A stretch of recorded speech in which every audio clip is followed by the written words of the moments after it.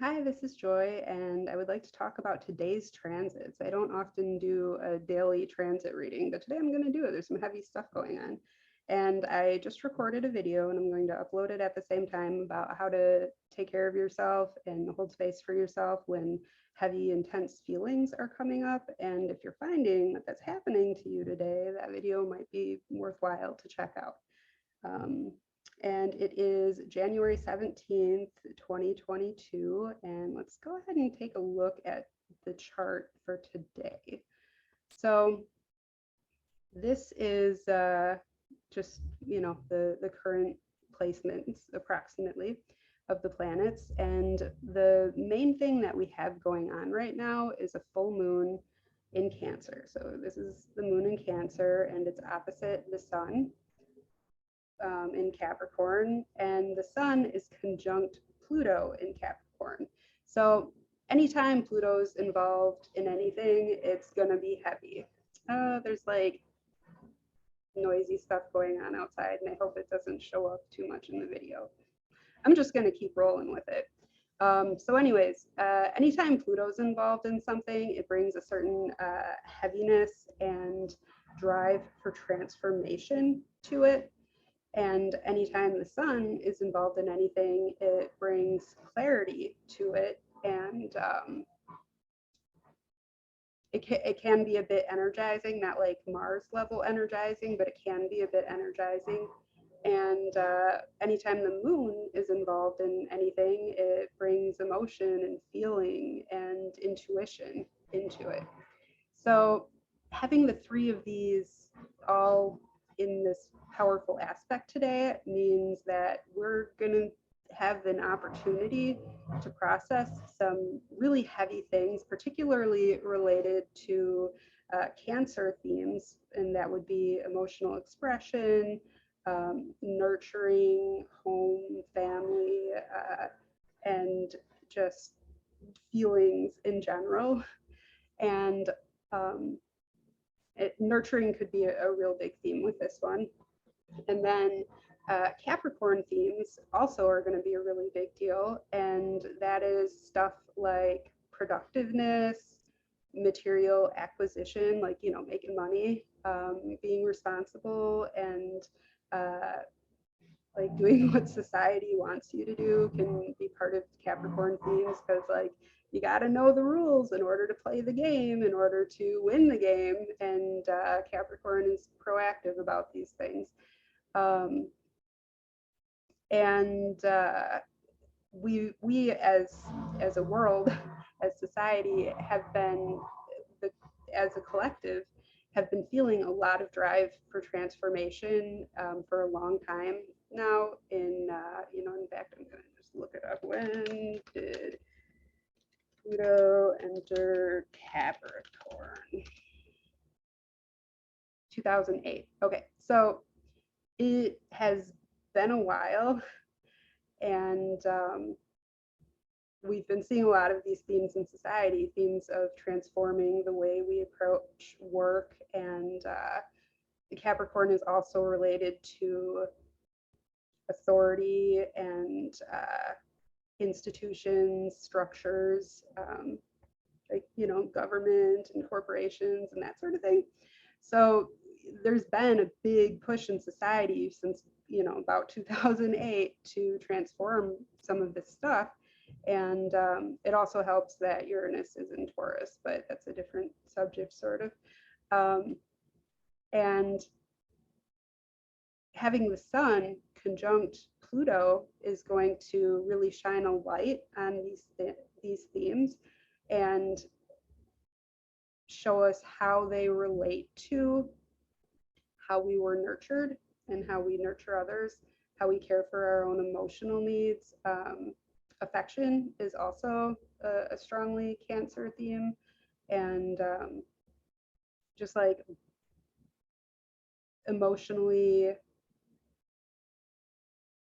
being emotionally healthy and emotionally aware of ourselves and others. So we're going to see how power structures and the way we were disciplined you know, through the school system and all of the different, just the system in general. Um, with the sun there, we're going to be seeing this clearly and seeing how it affects our emotions. And I've been seeing a lot of themes lately about how the system expects too much for us, from us, I mean, how everyone's working way too hard, not making enough money, and how bad it is for us, and how people just do not want to be a part of that anymore. And there's a major labor shortage right now, and this is part of it because people just do not want to play that game as much as they used to in the past. Like, you know, this thing, okay, you know what, I'm not going to tangent about that. I want to get back to the rest of, or not the rest of the chart, but a few other key things in the chart here. So so that's one of the major things that's going on today. I would say like the main thing that's going on. But at the same time, we also have Mercury retrograde, which just started, like I believe yesterday it just started. And when Mercury is retrograde, it tends to make us think more. and it's conjunct Saturn, which is the ruler of Capricorn, and it's in Aquarius, which is largely about social change and changing the system and like you know, revolution and individuality. So with Saturn there, and it's been there since December 2020. We've been exploring themes, you know, as a society, we've been exploring themes related to our sense of responsibility to make changes, and also possibly feeling some consequences of our own tendencies to be this way. And the thing about Saturn transits is that they will make you do the work, whatever work needs to be done. Like Saturn is about work and consequences. So the nice thing about Saturn is that when it comes to actually like physically manifesting things, like Saturn is where it's at, because if you do the work, you will be rewarded. Like Saturn is harsh and can cause delays and restrictions, but it is fair. If you do the work, you'll be rewarded. Do the work, do it the right way, you'll be rewarded. And right now we've got this conjunction between Mercury, which is like how we're thinking about these things, and Saturn. So we really need to, or rather, conditions are favorable for us to really think through how we're doing what we're doing in regards to those Aquarian themes that I mentioned. And then the other thing is that it's squaring Uranus in Taurus. Now, Uranus in Taurus is something that we've been dealing with for a little while. When did Uranus enter Taurus? Whoa, enter Taurus since 2018. So the transit, like not as long as Pluto's been in Capricorn, but you know, it's been there for a little while. And the Taurus is an earth sign, and it's a fixed sign. So there's a lot of stability there. And then Uranus is the most erratic and destabilizing of all the planets. So when it's transiting Taurus, the way we receive what we need, like, you know, our physical needs, and the way we enjoy sensory things, and our daily routines. Although that could also be more of a Virgo theme, but like the structures in our lives that seemed really solid, and even our own like values, you know, what we find lovely and pleasant and important, just really see a lot of change.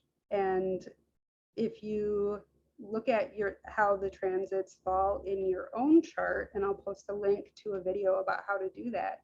If you know what time you were born, you can look at the houses that are being impacted. So like if, for example, Uranus is transiting your 7th house, then this may show up as changes in the way that you approach relationships, or changes like in your marriage, or like your BFF, your friendship, with any kind of like important one-to-one relationship in your life, or the way you approach them could go through some really radical changes. So it's going to depend on the house that it's in your chart. But my point here is that Uranus is squaring, which is a frustrating aspect and challenging and very, very stimulating, Saturn and Mercury. So all of this thinking about our sense of responsibility is stimulating these erratic changes, and these erratic changes are stimulating all this thinking about our sense of responsibility and the consequences for the things we do and don't do. Like Saturn is very, very, very aware that everything we do has an opportunity cost, and that time just keeps on passing, whatever we're doing. And the push to build something can be pretty strong with Saturn. So basically, the structures in our lives and the way we approach work, the way we approach getting our physical needs met, the way we approach money, having money, making money, and the way we contribute to social change in the world are really big themes that can come up with these transits. And this is particularly true, depending on which houses it falls in, and whether anything in your chart is being strongly activated by these particular transits, or like, which planets are forming aspects in your chart. And once again, I will be posting a video about how to look at your transit chart. So the other really significant thing that's going on right now is that Venus is in retrograde in Capricorn, no less. And it actually has a trine to Uranus. So this is a bit of a blessing with everything else that's going on, you could say, because a trine is energizing, but it's also harmonious. This is called an easy aspect. So with Mercury retrograde, one of the main things is reflecting on your like past relationships or the history of your current relationship, and that's going to be a big theme with Venus just in general when it's in retrograde, or just Venus just in general. However, because it's in Capricorn, there's a very practical and materialistic push with it. So like, thinking about how practical a relationship is, for example, thinking about like how you're providing for the material circumstances necessary for a relationship. That's another big theme that could come up. And just in general, Venus, another theme that can come up is your personal values related to whatever it's influencing. So your personal values and what you find lovely and beautiful and attractive related to making money and work.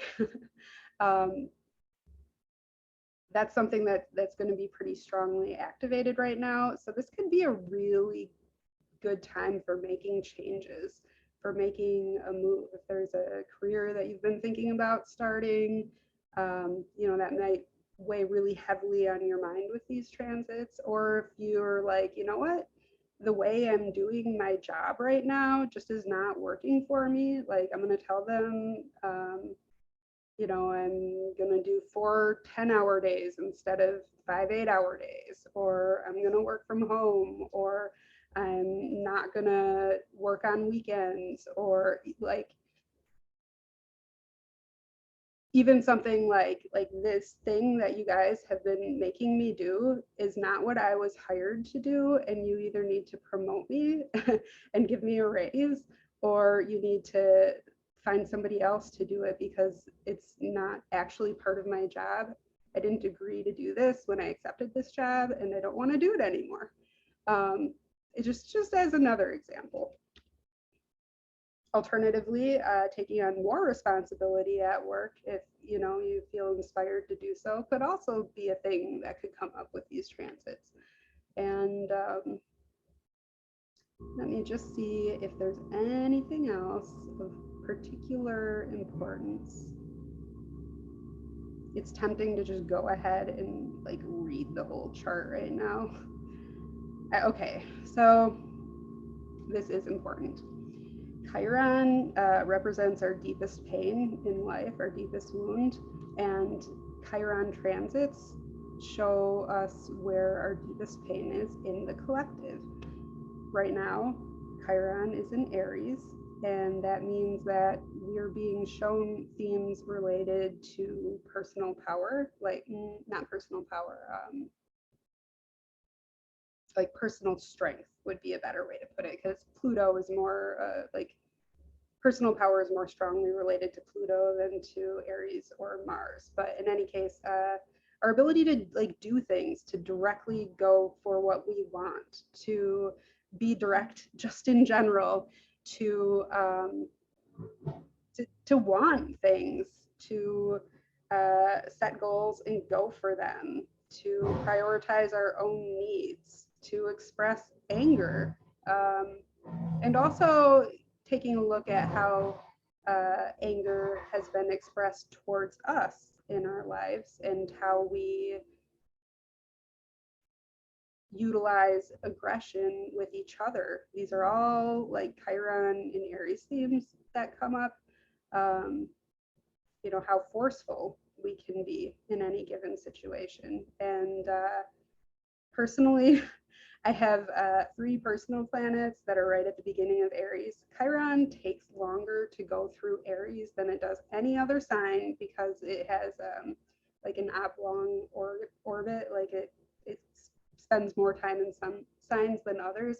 It spends the longest in Aries. This is like a 4-year transit for me. It's been rough, and it's almost done. But the themes that have come up for me have been a lot of stuff about like how direct can I be with people, like how forceful can I be in any given situation.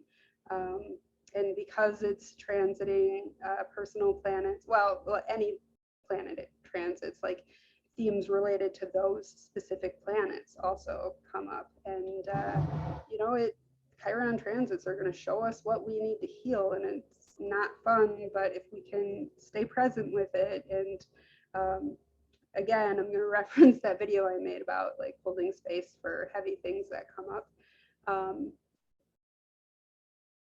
If we can stay present with it and work with this Chiron energy. Chiron is a doctor, and it may not always be fun going to the doctor, but if you let the doctor do his work, you're going to feel a lot better afterwards.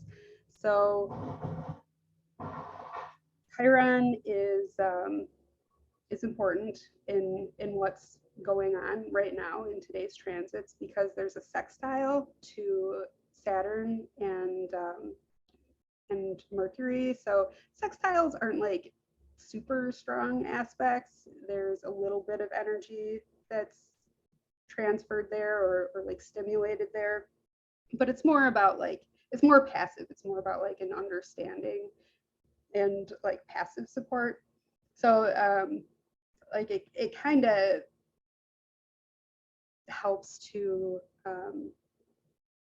like positive Chiron aspects can help to heal that, whatever's being aspected, or I shouldn't say positive, but like harmonious aspects, which is all the blue ones, can help to heal whatever's happening in another part of a chart, or like in transits, in synastry charts and that sort of thing.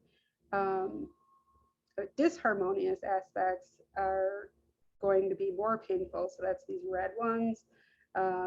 And this Venus in Capricorn is squaring Chiron in Aries. So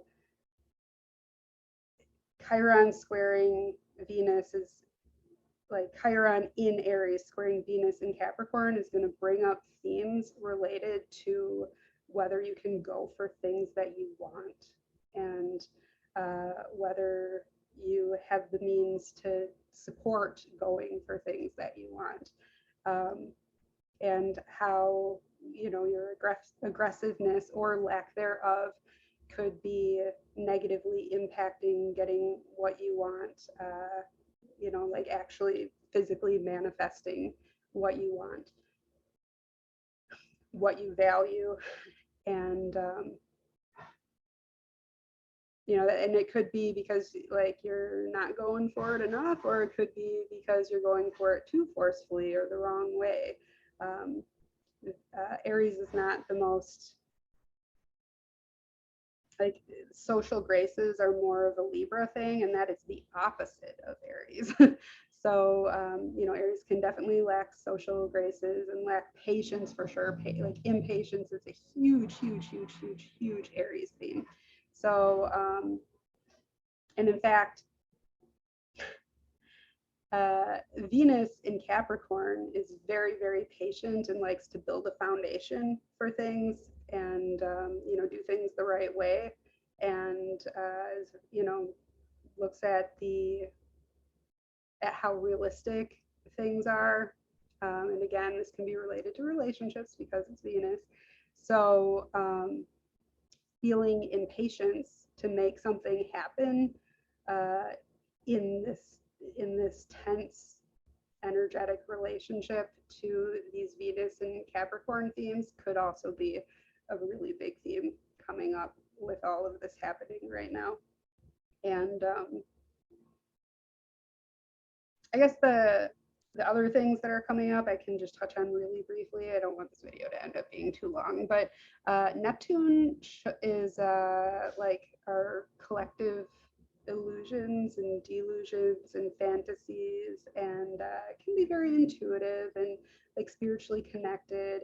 And it's at home here in Pisces, so it's a very natural place for it. Escapism and addiction can also be themes, but society can go through some delusion, or like just not seeing things clearly, like a lack of clarity, related to wherever Venus is in the chart. However, like these harmonious aspects, like to the moon, there's a very strong harmonious aspect to the moon, and there's a more passive one to the sun and Pluto. Those types of aspects can show an ability to use imagination or meditation, spirituality, intuition to, like, it can, those things can help work through whatever is coming up in those areas, or give us like some inspiration, or like like an intuitive, excuse me, my eyeball, intuitive knowing about, you know, whatever it is. And then the square to Mars can be kind of tricky because um, squares to Mars can trigger impulsive action. And okay, so Sagittarius likes to explore, likes to consider other ways of living, different belief systems. Mars in Sagittarius is kind of a flight risk. Like Mars is all about action. Mars wants to go, go, go, go, go. And when Mars is in Sagittarius, there can be this desire to just like get out of town, and like go find yourself. And when you're too quick to do that, sometimes like it can be one of those situations where wherever you go, there you are. However, this can also be a positive thing. Like some people do find themselves when they explore the world. So I'm not going to tell you what's right for you, only you can know that. But there can be a bit of impulsiveness to, hit the road or to, jump ship on your current worldview or like spiritual belief system, or to just like go out and experience new things. Like, I want to go skydiving, whatever it is. So with Mars in Sagittarius, there can be this impulsiveness with that sort of thing. And with this square to Neptune, society's illusions, or like, the collective's illusions, could trigger some of that tendency to want to like, go do the thing, and to act. And Mars can fight. Mars can be aggressive. So anytime I see a square between Neptune and Mars, I think that of people like fighting for something they think is true that isn't necessarily actually true. Like, a mob of, I'm being dramatic, like a mob of people trying to like fight for because of some problem that they think is an issue, and they don't actually see what's happening because there's this lack of clarity with Neptune. So people fighting for their illusions can be a thing that can happen. Alternatively, whatever Mars is inspiring to action could trigger some illusions and delusions and escapism in Neptune. So that can be a thing. And since I've already talked about everything else, I might as well just go ahead and talk about how Jupiter is squaring the transiting nodes right now. And the nodes are at 0 degrees. 0 degrees is a kind of a big deal. 29 degrees and 0 degrees, both kind of a big deal in the chart. And right now with 0 degree nodes, we're really taking, when they're in Sagittarius and Gemini, we're really taking a look at themes of like being open and curious and learning versus teaching and, sharing our wisdom and philosophy and spirituality and, general psychology and these other Sagittarian themes. And it's been a little while. The South Node has been transiting Sagittarius for a little while, and it shows us what we need to leave behind. The transiting South Node shows us what we need to leave behind wherever it's transiting, and then the North Node shows us where we need to grow. So as the North Node has been transiting through Gemini, we've been like, maybe I need to like learn and like communicate and just be curious about things, instead of thinking that I know everything and need to like teach people and like go do things and explore. So now it's like right at the end of this transit through this sign axis, and it's about to enter Taurus and Scorpio. So right now it's there's a lot of energy being focused there, and Jupiter, which is the ruler of Sagittarius, is squaring the nodes. So anything going on with Jupiter right now, and Jupiter is like our sense of expansiveness, optimism, our faith in life, our sense of like things just working out okay, whatever's going to happen, good luck, like our worldview, and just optimism and like it's all going to be okay. That is in Pisces right now, and Jupiter's pretty happy in Pisces. Jupiter likes Pisces, but it's squaring the transiting nodes right now. So whatever's happening in relation to Pisces, which is very emotionally sensitive, can be like fairly like surrendered, like, well, the situation is what it is, I just need to accept it and make peace with it. Like that tendency do that, the push to do that with Jupiter in Pisces, to just accept things the way they are, is really being challenged by the transiting nodes. So wherever like this falls in our chart or whatever is activating, there can be this tendency to just let things be what they are and accept things the way they are. However, the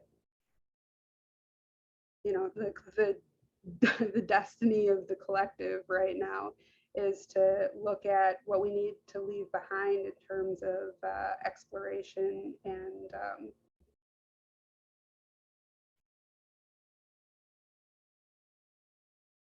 sorry, I'm dealing with an energy thing. Because Jupiter rules Sagittarius, this gets a little bit complex.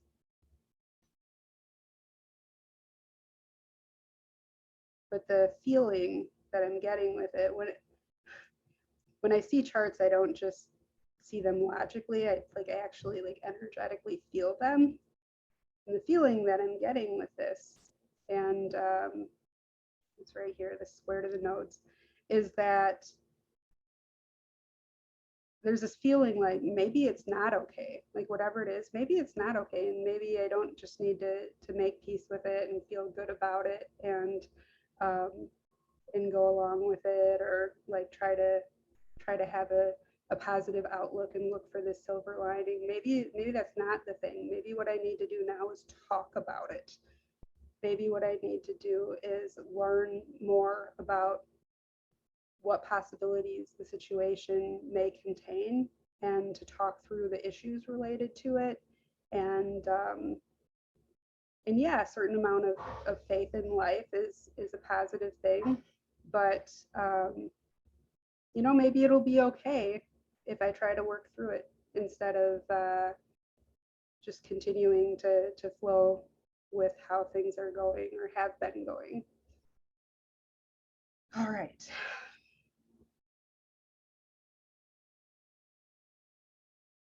There's a part of me that's like, come on, there's one aspect that you have not mentioned.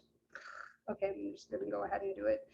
What I said about Mars in Sagittarius, like inspiring action, is something that's like a little bit of a longer term transit. It's not a very long transit, with like the way it's squaring Neptune in particular.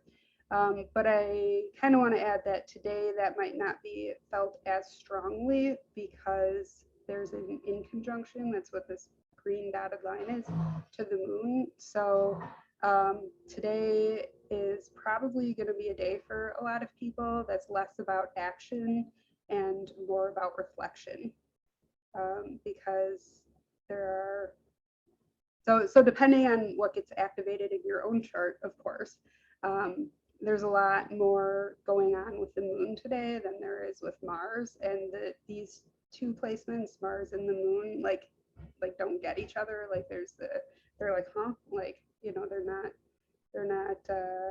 not feeling each other. So